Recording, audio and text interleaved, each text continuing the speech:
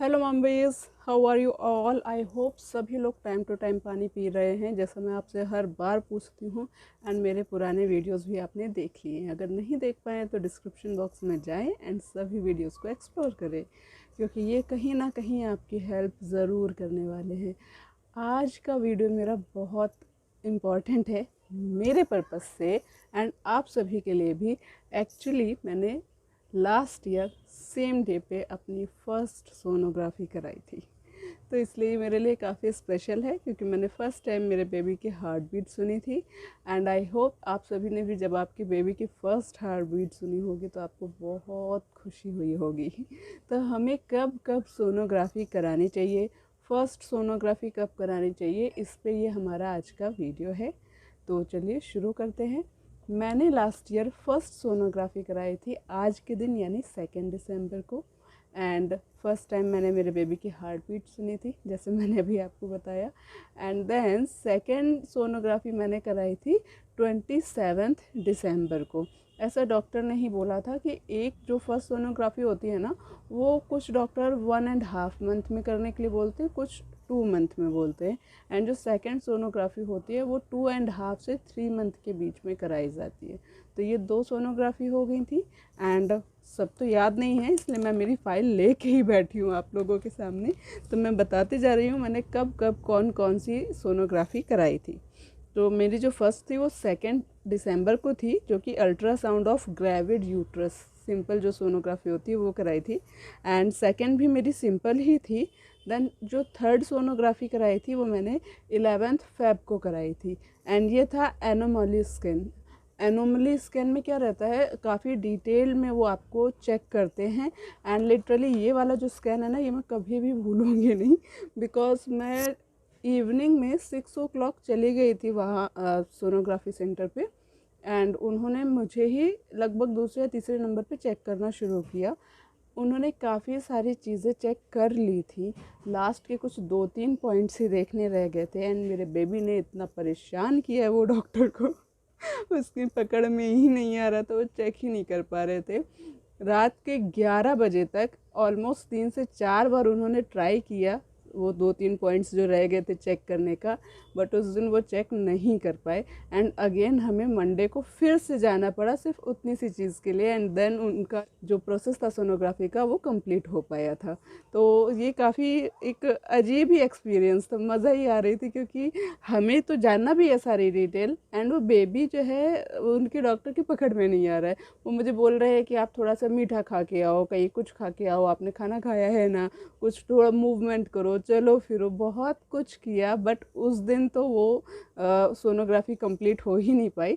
Next जब Monday को गए तो फर्स्ट अटेम्प्ट में ही डॉक्टर ने उसको, बेबी को जैसे एडजस्ट करते हैं ना, वो करके सोनोग्राफी कंप्लीट की थी। तो इसमें काफ़ी डिटेल में एक एक चीज़ पता करते हैं, लाइक बच्चे को कुछ भी प्रॉब्लम वगैरह तो नहीं है ना, कुछ चीज़ें होती हैं जो वो चेक करते हैं और उसी टाइम पे डिटेक्ट हो जाता है कि बच्चा नॉर्मल है या नहीं है। तो इस टाइप से, मीन्स मुझे बहुत डिटेल में नहीं पता है, पर ऐसा उन्होंने कुछ कुछ चीज़ें बताई थी जो मैं आपके साथ शेयर कर रही हूँ।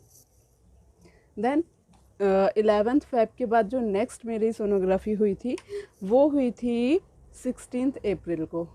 एंड ये ऑलमोस्ट वो जो 7 मंथ वाला टाइम होता है ना, ये वो टाइम था।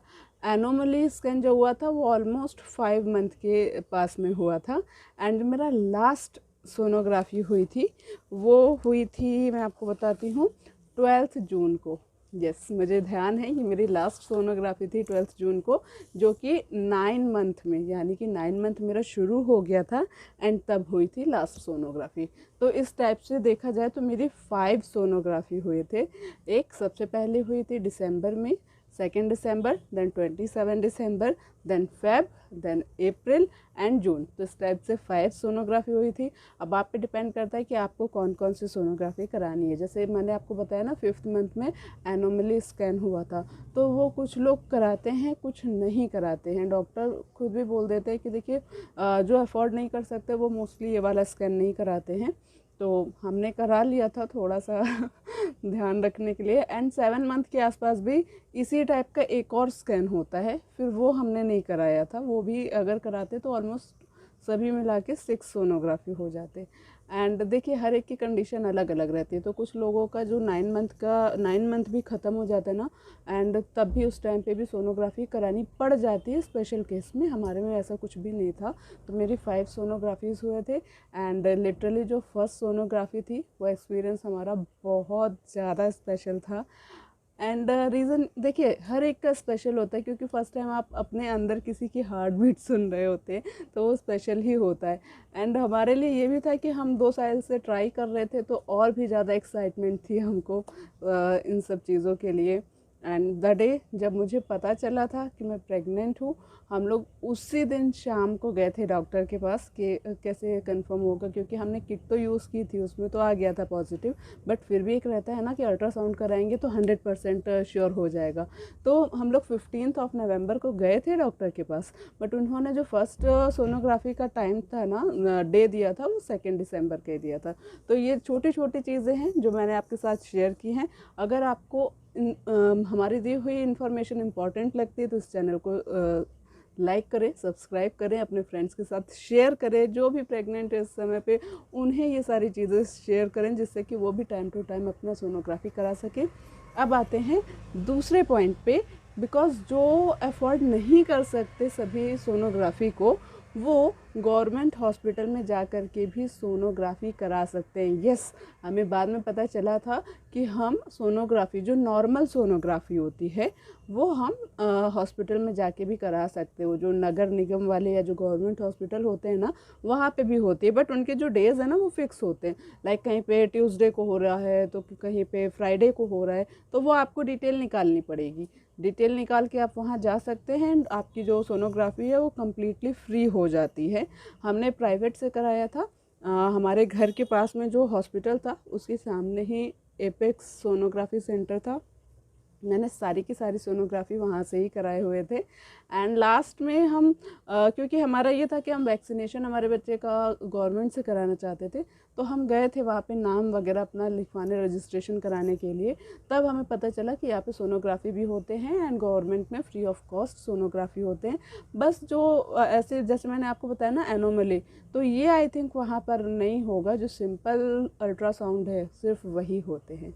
आई होप ये इन्फॉर्मेशन आपके काम की है। प्लीज़ इसे शेयर करें, चैनल को सब्सक्राइब करें एंड सभी के साथ शेयर करें। Thank you so much.